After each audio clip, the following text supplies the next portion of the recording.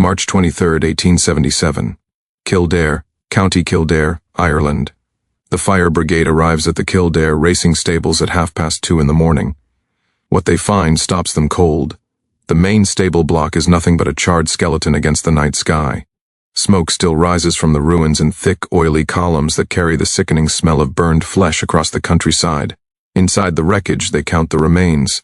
18 thoroughbreds, each one worth a small fortune, each one burned beyond recognition.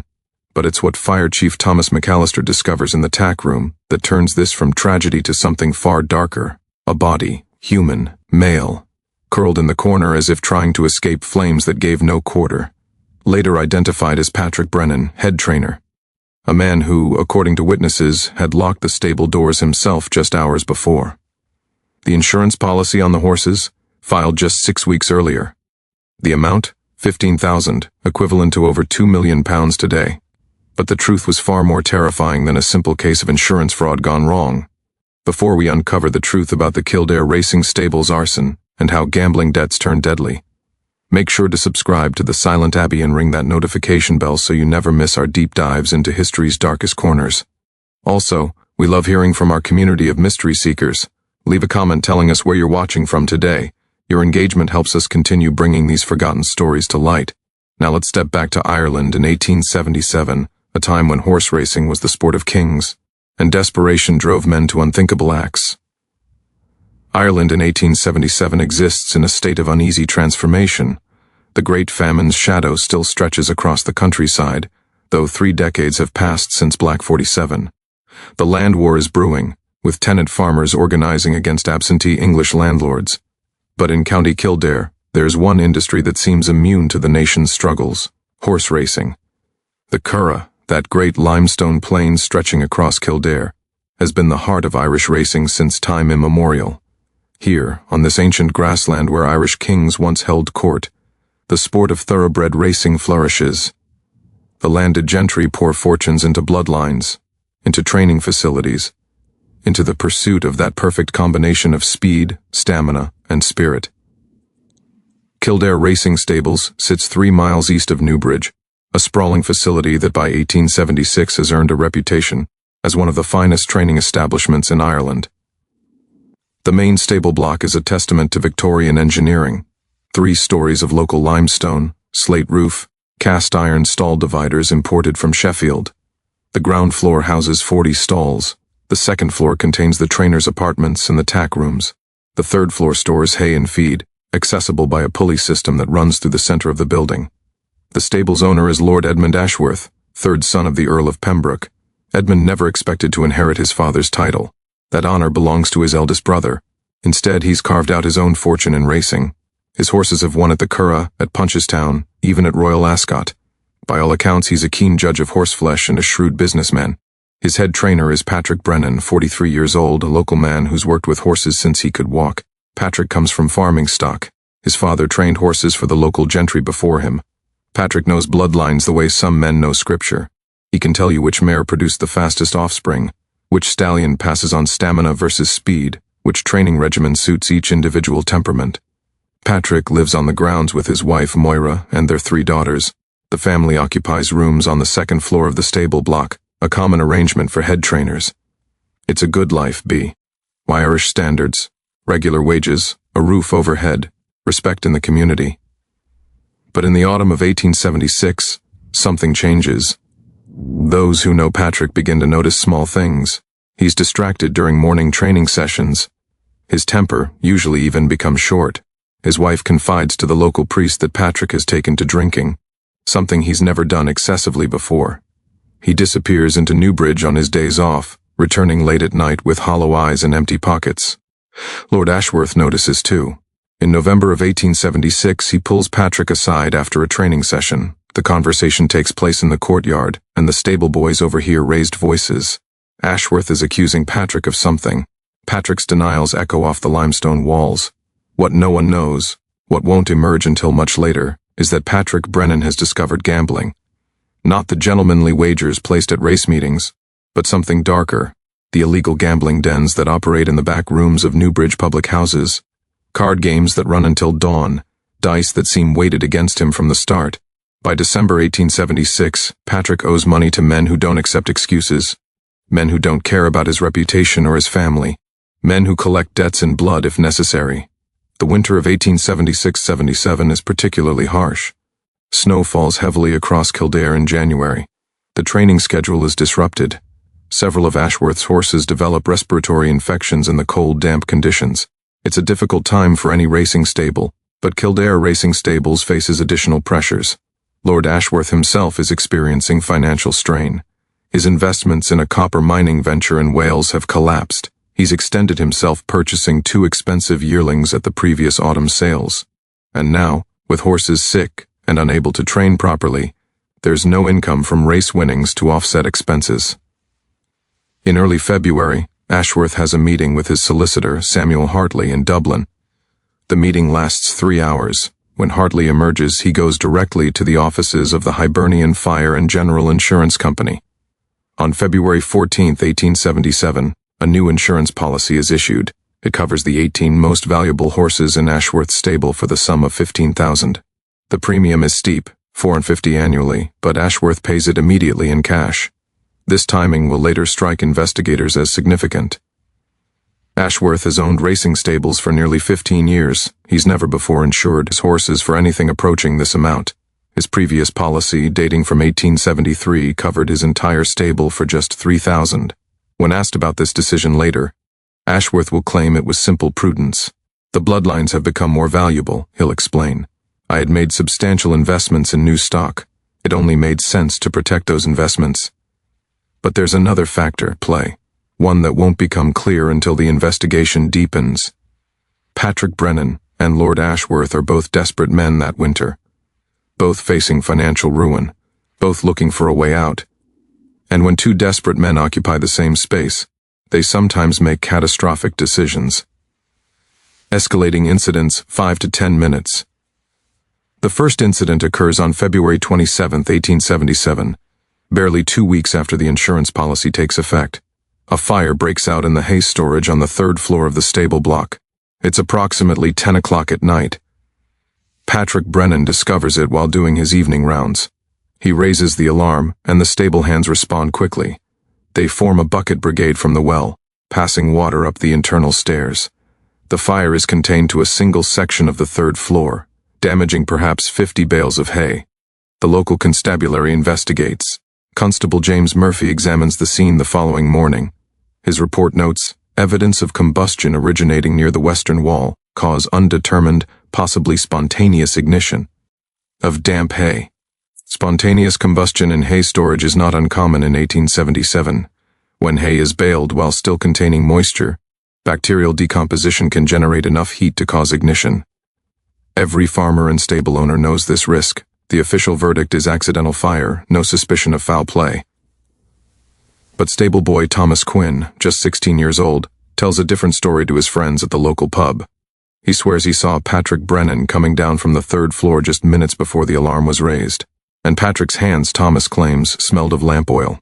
No one pays much attention to a teenage boy's gossip. Thomas has a reputation for embellishing stories, for seeking attention. His account is dismissed as the exaggerations of youth. The second incident happens 3 weeks later, on March 18th. It's a Sunday evening. Most of the stable hands have the day off. Only Patrick Brennan and one assistant, Michael Riley, are on the grounds. At approximately 7 o'clock, Michael is in the tack room on the 2nd floor, cleaning saddles. He hears Patrick call out from downstairs, something about a horse showing signs of colic. Michael hurries down to find Patrick examining Midnight Dancer, a 4-year-old mare worth at least $800. The horse is indeed distressed, sweating heavily, pawing at the ground. Michael helps Patrick walk the mare to prevent her from lying down and potentially twisting her intestine, a death sentence for a horse. They walk Midnight Dancer for 2 hours. Finally, the mare begins to settle. The crisis passes. Both men are exhausted. Patrick sends Michael home, saying he'll stay with the horse overnight to monitor her condition. The next morning, Michael returns to find Patrick sleeping in the stall next to Midnight Dancer. The mare seems fully recovered. But when the veterinary surgeon, Dr. Henry Whitmore, arrives for his regular Monday visit, he examines Midnight Dancer and makes a curious observation. This mare shows signs of having ingested something caustic, Dr. Whitmore notes in his records. Irritation of the mouth and stomach consistent with poisoning, though she appears to have purged the substance naturally. Source unknown. When questioned, Patrick suggests the mare might have gotten into something in her stall, perhaps a cleaning solution left carelessly by one of the stable boys. An investigation of the stall reveals nothing. Dr. Whitmore's records will later prove crucial, but at the time, the incident is logged as another unfortunate but explainable occurrence. Horses do occasionally ingest things they shouldn't. The mare recovered. No permanent harm done. Except there's a detail that Patrick doesn't share with Dr. Whitmore. That evening, as Michael Riley was preparing to leave, he noticed an empty bottle in the corner of Midnight Dancer's stall, a bottle that smelled strongly of turpentine. Michael mentioned it to Patrick, who dismissed it quickly. "Must have fallen from the cleaning supplies," Patrick said, taking the bottle from Michael's hands. "I'll dispose of it properly." The bottle disappears. Michael thinks nothing more of it. The third incident is the most disturbing, though at the time it seems like simple misfortune. On March 20th, 2 days after Midnight Dancer's mysterious illness, Lord Ashworth's prize stallion, Thunder's Crown, is found dead in his stall. The horse had been perfectly healthy the evening before. By morning he's lying on his side, stiff and cold. Thunder's Crown is the cornerstone of Ashworth's breeding program. A son of the legendary racehorse Stockwell, Thunder's Crown has already sired multiple stakes winners. His stud fees alone generate hundreds of pounds annually. His value is incalculable, well beyond the $2,000 he's insured for. Dr. Whitmore performs a hasty examination and determines the cause of death as acute colic with intestinal torsion. It's a common enough cause of death in horses. Sudden, unpredictable, impossible to prevent. He say things happen, but Lord Ashworth is devastated. He locks himself in his study for an entire day. When he emerges, his face is haggard, his eyes red. He looks like a man who's lost everything. Patrick Brennan takes the death particularly hard. He'd worked with Thunder's Crown since the horse was a yearling. He weeps openly at the graveside when the stallion is buried in the field behind the stables. "I should have checked on him one more time," Patrick tells the gathered staff. "I should have known something was wrong. His guilt seems genuine, overwhelming, the kind of guilt that speaks to a man who takes his responsibilities seriously. But there's something else, something that Moira Brennan notices but doesn't understand. The night after Thunder's Crown dies, Patrick comes to bed late. She wakes to find him standing at the window, staring out at the darkened stables. When she asks what's wrong, he turns to her with an expression she's never seen before. "We're going to be all right, Moira," he says. "No matter what happens, I've made sure we're going to be all right." She doesn't understand what he means. She'll replay this conversation in her mind thousands of times in the months to come, trying to parse the meaning, trying to understand when exactly her husband became a stranger. The final incident before the fire is barely an incident at all, more of an oddity that only makes sense in retrospect. On March 22nd, the day before the fire, Patrick sends his family away. He tells Moira that her sister in Cork is taken ill and needs help with her children. It's sudden, unexpected, but not entirely implausible. Moira's sister has 5 young children and a husband who works the docks. Moira protests. There's been no letter, no warning, but Patrick insists. He's already arranged for a cart to take them to the train station in Newbridge. They'll catch the afternoon train to Cork. "It's important," Patrick tells her. His hands grip her shoulders, his eyes bore into hers. "Trust me, Moira. Take the girls and go today, right now." There's something in his voice, an urgency, almost a desperation, that frightens her. But she's been married to this man for 20 years. She trusts him. She gathers the girls, packs their things, and by 3 o'clock that afternoon, they're on the train to Cork. Patrick stands on the platform, watching the train disappear into the distance. Several people later report seeing him there, alone, his face unreadable. When Moira arrives in Cork that evening, her sister is perfectly fine. Surprised to see them, certainly, but healthy and managing well. There was never any illness, no urgent need for help. Moira's sister will later testify that Moira seemed confused, even frightened. She kept saying Patrick insisted they come immediately, the sister recalls, but she couldn't explain why. She said he seemed desperate to get them out of Kildare. That night, March 22nd, 1877, Patrick Brennan sleeps alone in the stable block for the first time in 20 years. I race along the Curragh Road.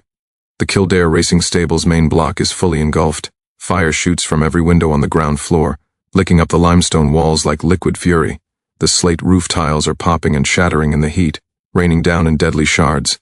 But it's the sound that stops them, the screaming. Not human screaming, though that comes later. This is the sound of horses burning alive. A noise that no one who hears it ever forgets. High-pitched shrieks of terror and agony that cut through the roar of flames, through the crash of falling timbers, through the shouts of men trying desperately to do something, anything to help. The stable hands are there already, having run from their quarters in the adjacent building. They're trying to approach the main entrance, but the heat drives them back. The doors are closed, locked from the inside. "The horses!" One of them screams at Fire Chief McAllister. "The horses are locked inside." McAllister directs his men to set up the pumps at the well, but even as they work, he knows it's too late. The fire has too much of a head start. The building is constructed of stone, yes, but the interior is all wood. Oak beams, pine flooring, wooden stalls, and 3 floors of hay storage acting as kindling. It's a tinderbox, and it's burning with terrifying efficiency.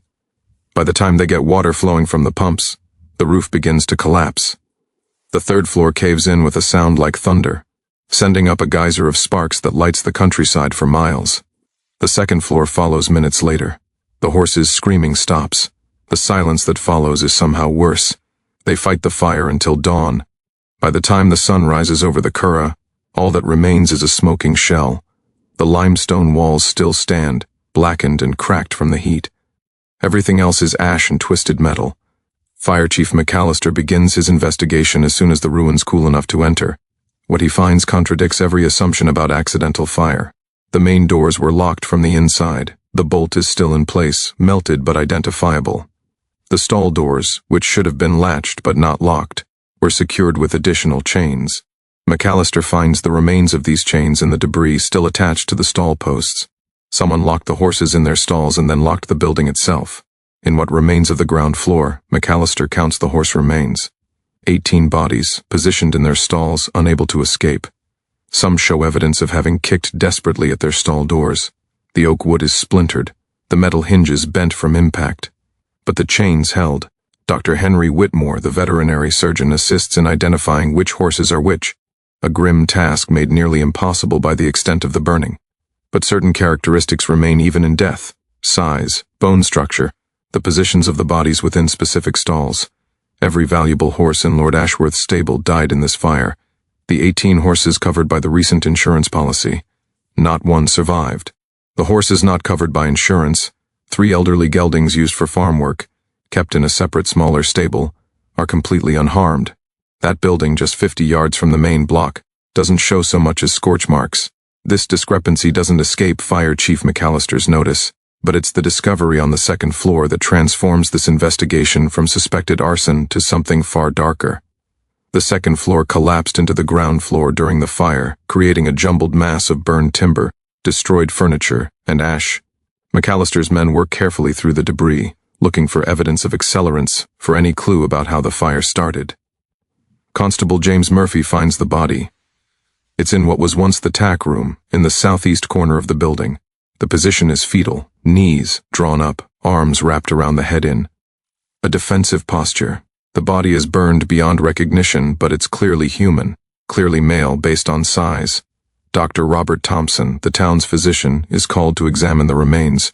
His initial assessment is recorded in precise clinical detail: adult male, approximate age 40-50 years, height approximately 5 feet 9 inches. The body shows extensive thermal damage consistent with exposure to extreme heat. The pugilistic attitude, flexed limbs and contracted muscles, is typical of bodies exposed to fire, caused by heat-induced muscle contraction. However, several findings are inconsistent with death by smoke inhalation or burning while alive. These findings are crucial.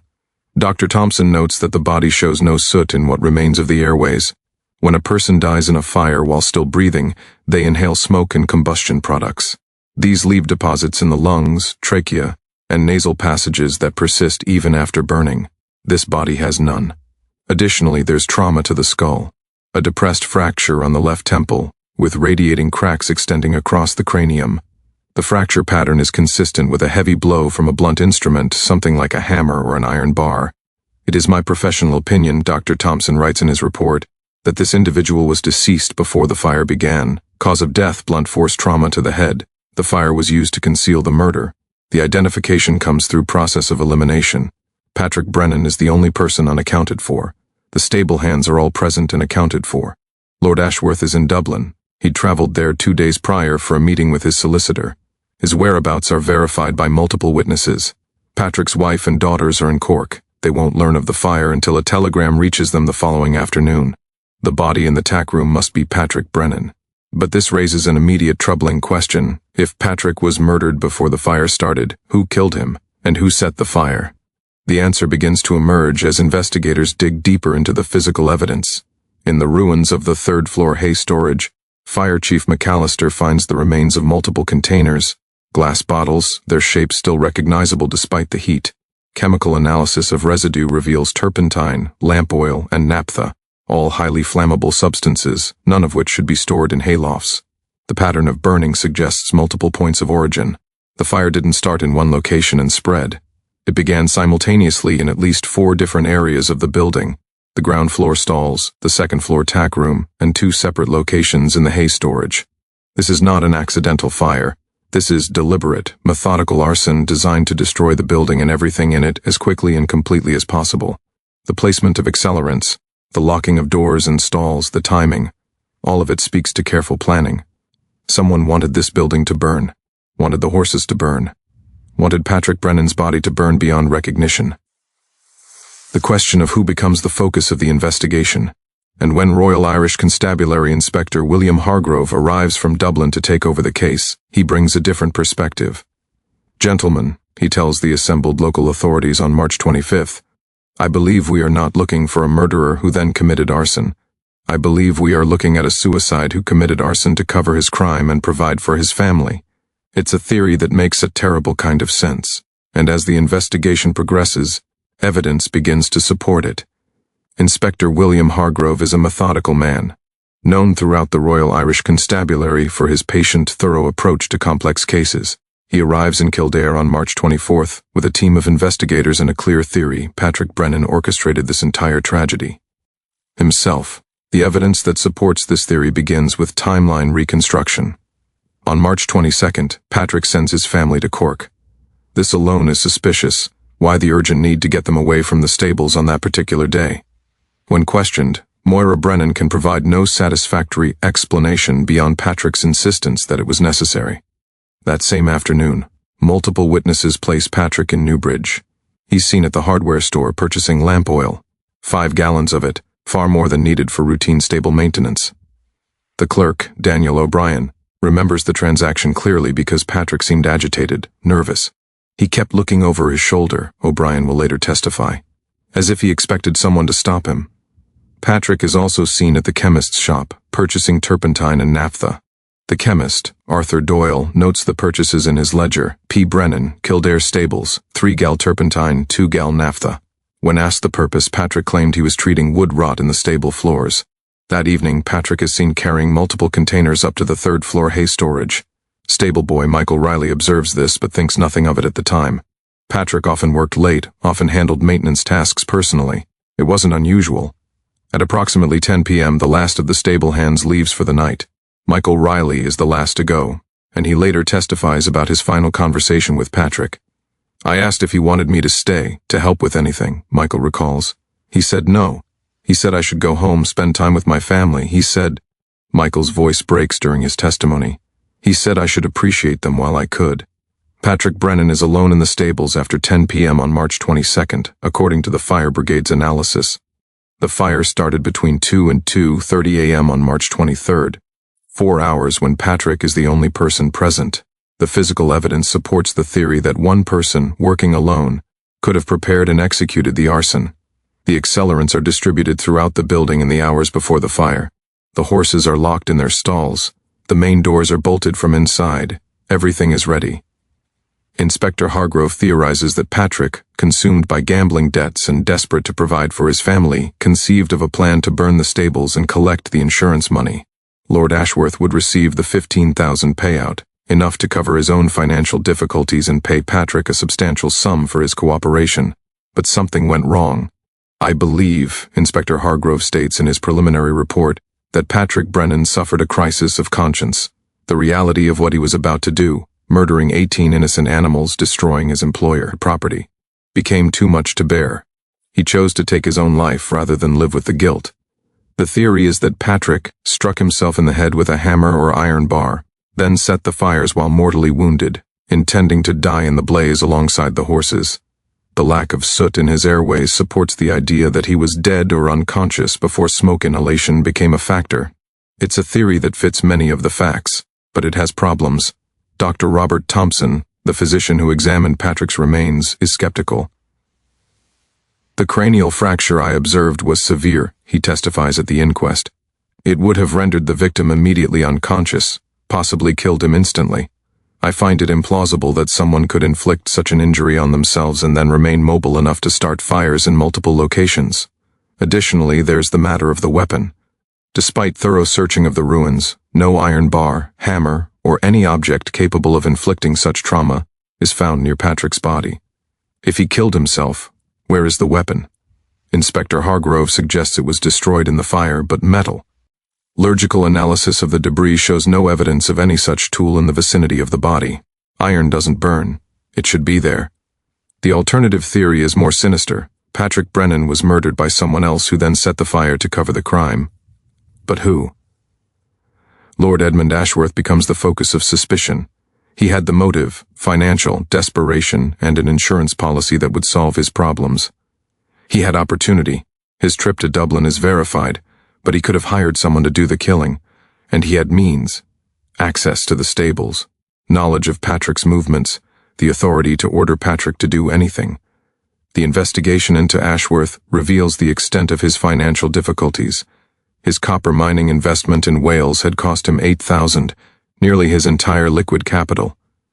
His purchase of yearlings at the autumn sales was made with borrowed money. By March 1877, he's owed debts to 3 different Dublin banks totaling $6,000. Without the insurance payout, he's facing bankruptcy and social ruin. Inspector Hargrove brings Ashworth in for questioning on March 28th. The interview lasts 6 hours. Ashworth admits to financial difficulties but denies any involvement in the fire. He claims the insurance policy was merely prudent business practice. He produces correspondence with his solicitor, Samuel Hartley, showing that the insurance was Hartley's suggestion, not his own idea. Patrick was my most trusted employee, Ashworth testifies. More than that, he was my friend. We'd worked together for 15 years. Why would I harm him? But investigators discover something troubling. In January 1877, Ashworth had increased the insurance on his horses dramatically. The previous policy covered $3,000 total. The new policy covered $15,000, but only for the 18 most valuable horses, not the entire stable. This selective insurance raises questions. Why insure only certain horses? Why not insure the entire stable if he was concerned about protecting his investment? The answer, investigators believe, is that Ashworth only insured the horses he planned to destroy. Insuring the entire stable would have been prohibitively expensive and would have raised suspicions when claims were filed. Furthermore, financial records show that Ashworth visited Dublin on February 13th, the day before the insurance policy was issued. He met with Samuel Hartley in the morning, visited the insurance company in the afternoon, and had dinner at his club that evening. One of his dinner companions that night was Detective Sergeant Robert Mills of the Dublin Metropolitan Police, a casual acquaintance from Ashworth's school days. During testimony, Mills recalls that Ashworth seemed anxious, distracted. He asked peculiar questions about insurance fraud investigations. What evidence was typically required, how suspicious claims were evaluated, what happened if fraud was suspected but not proven. I thought it odd at the time, Mills testifies, but I assumed he was asking from academic interest or perhaps concerned about protecting himself from fraud. I never imagined he was planning to commit it himself. The case against Ashworth builds slowly. Financial motive, suspicious timing of insurance, strange behavior in the weeks before the fire. But there's a critical problem. No direct evidence linking him to the actual crime. He was in Dublin the night of the fire. This is verified by multiple witnesses. He stayed at his Dublin townhouse, attended by his valet and household staff. Unless he hired someone to kill Patrick and set the fire, he couldn't have done it himself. Investigators search for evidence of such a hired killer. They interview known criminals, follow leads on suspicious strangers in the Kildare area, trace Ashworth's financial transactions for any unusual payments. They find nothing. The case stalls. The inquest into Patrick Brennan's death convenes on April 15, 1877. The coroner's jury hears testimony from fire investigators, medical examiners, stable employees, and Lord Ashworth himself. The proceedings last 3 days. The jury deliberates for 7 hours. Their verdict is cautiously worded. Patrick Brennan died as a result of blunt force trauma to the head, followed by fire. We find that the fire was deliberately set with malicious intent.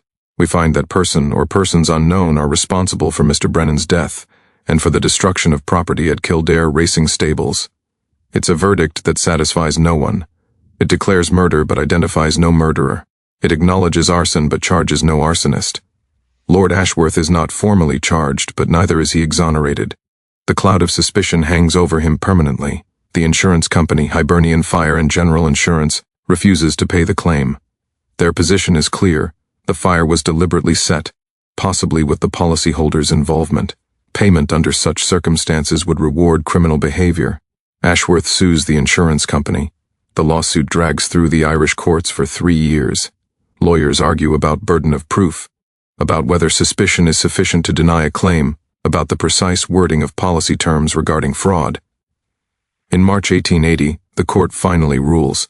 Lord Justice William Barry writes in his decision, "While we find the circumstances surrounding this fire to be highly suspicious, and while we harbor grave doubts about Lord Ashworth's complete innocence, suspicion is not proof. The insurance company has not demonstrated clear fraud. However, given the extreme circumstances and the loss of human life, we rule that the company must pay only 50% of the claimed amount, $7,500, with the remainder forfeited due to the policyholder's failure to exercise due caution and oversight. It's a Solomon's judgment that leaves both parties dissatisfied. Ashworth receives enough to pay his immediate debts, but not enough to rebuild his racing empire. The insurance company pays out a substantial sum for what they're convinced is fraud. Moira Brennan and her daughters receive nothing. Patrick had no life insurance. The family's living quarters were destroyed in the fire. They're left destitute. Public sympathy runs high for the Brennan family. A charitable fund is established that raises $800, enough to secure them a modest cottage in Cork and provide a small income. Moira takes in sewing to supplement this. Her daughters eventually marry local men. They never return to Kildare. For the rest of her life, Moira maintains that her husband was murdered, that he would never have harmed those horses, that someone else was responsible. But she also admits she doesn't know who. The Patrick Brennan she married was a good man, a gentle man who loved horses and cherished his family. The Patrick Brennan investigators described, a desperate gambler planning insurance fraud, is a stranger to her. "I don't know what happened that night," she tells a journalist from the Irish Times in 1885. "I don't know if my Patrick was a hero or a villain, a victim or a perpetrator. All I know is that I lost him, and I'll never understand why." Lord Ashworth never recovers from the scandal. He's never formally charged, never convicted, but in the tight-knit world of Irish horse racing, reputation is everything. No owner will send their horses to him for training. No buyer will purchase his yearlings. His remaining horses are sold off piece by piece to pay debts. By 1882, he abandons Ireland entirely, moving to South Africa where his family name carries less baggage. He dies there in 1891, age 53, from complications of malaria. His obituary in British papers makes no mention of the Kildare fire. The case officially remains unsolved. The Royal Irish Constabulary keeps the file open until 1900, when it's finally archived as a cold case. No one is ever charged with Patrick Brennan's murder. No one is ever prosecuted for the arson. The Kildare Racing Stables fire sends shockwaves through the Irish horse racing industry and beyond, triggering reforms and revealing uncomfortable truths about Victorian society's relationship with animals, insurance, and the desperation poverty can breed. Within 3 months of the fire, the Irish Turf Club implements new regulations for racing stables.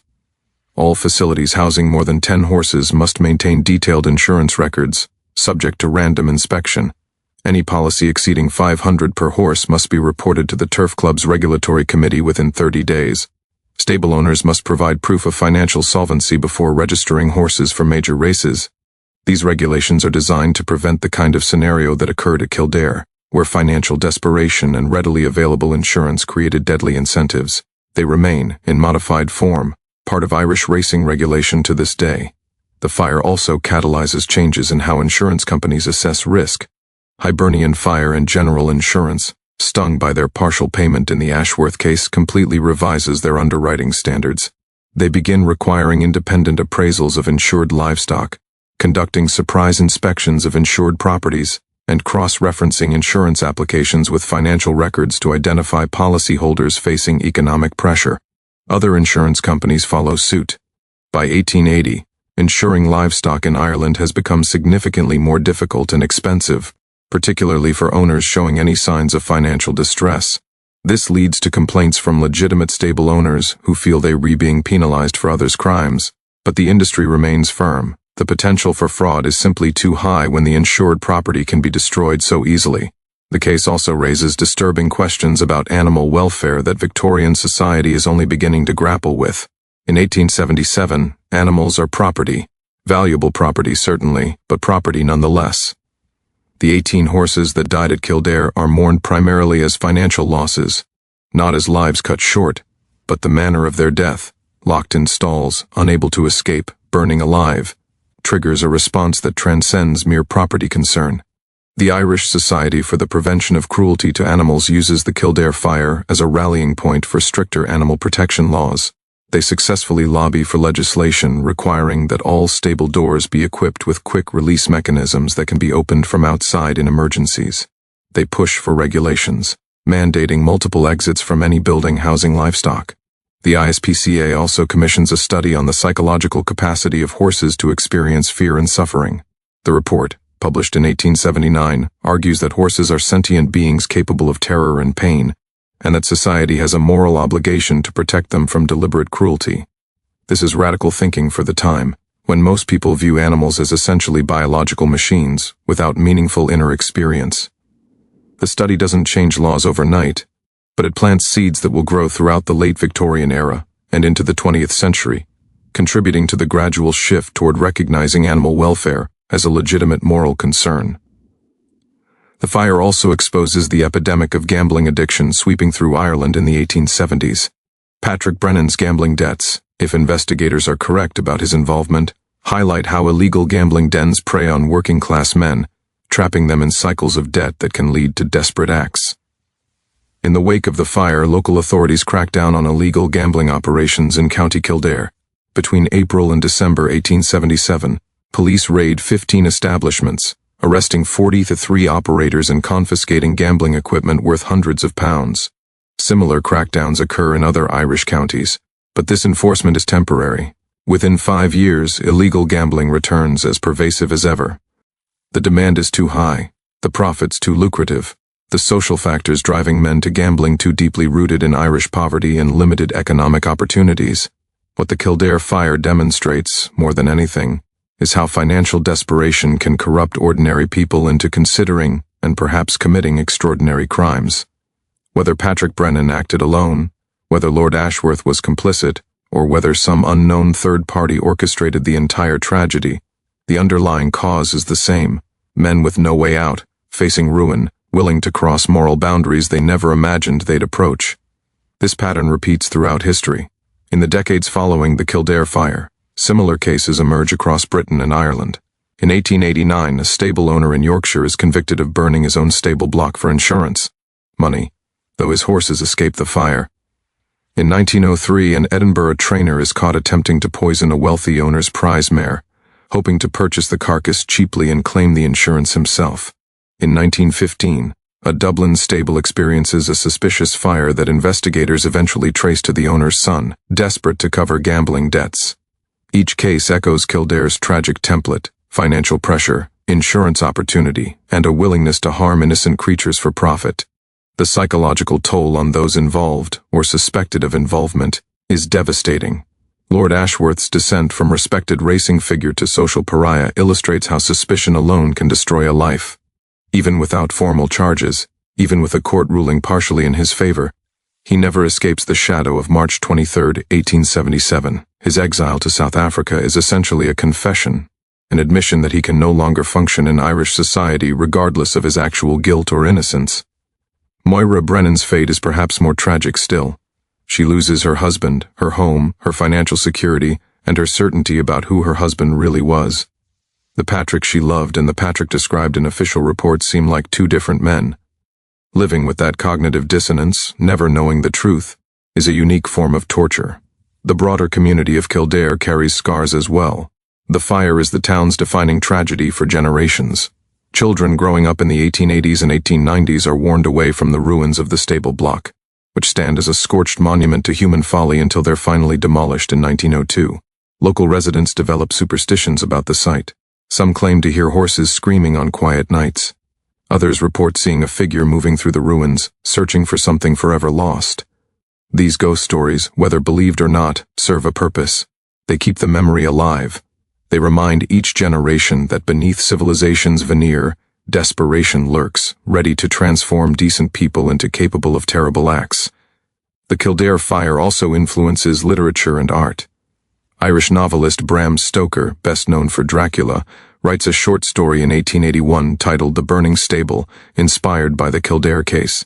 In Stoker's fictional version, a ghostly horse appears to the arsonist in his final moments, forcing him to confront his crime before death. The story is rarely read today, but it demonstrates how the Kildare tragedy captured the Victorian imagination. Painter Daniel MacDonald includes the fire in his 1883 work Scenes from Irish Country Life, depicting the stable block mid-blaze with tiny figures of horses visible in the windows. The painting hangs in the National Gallery of Ireland today, a haunting reminder of the price of desperation. Perhaps most significantly, the Kildare fire becomes a cautionary tale used in discussions of insurance reform and fraud prevention throughout the late 19th and early 20th centuries. Legal scholars cite it in arguments for stricter regulations. Insurance industry publications reference it when training adjusters to recognize suspicious claims. It becomes a case study in how financial instruments, created to protect against loss, can themselves become incentives for creating loss. The fire forces Victorian society to confront uncomfortable truths, that insurance can corrupt as well as protect, that animals suffer as meaningfully as humans, that financial systems can drive people to unspeakable acts, and that sometimes, often, the truth remains forever elusive, buried beneath ash and silence. What do you think really happened that night in March 1877? Was Patrick Brennan a desperate man who took his own life after committing an unspeakable crime? Was he a victim of Lord Ashworth's scheme, murdered to cover up insurance fraud? Or was there some third explanation, lost to history, that would make sense of this tragedy? Leave your theories in the comments below. What would drive someone to lock 18 horses in a burning building? What could justify such cruelty? And if you're fascinated by these dark chapters of history, the moments when ordinary people cross lines they can never uncross, make sure to subscribe to The Silent Abbey. Ring that notification bell so you never miss our deep dives into the forgotten crimes and mysteries that shaped our world. These stories matter because they reveal fundamental truths about human nature. That desperation is universal, that moral boundaries are more fragile than we'd like to believe, and that sometimes the most horrifying questions are the ones that never get answered. See you in the next video, where we'll explore another lost chapter of history that society tried to forget.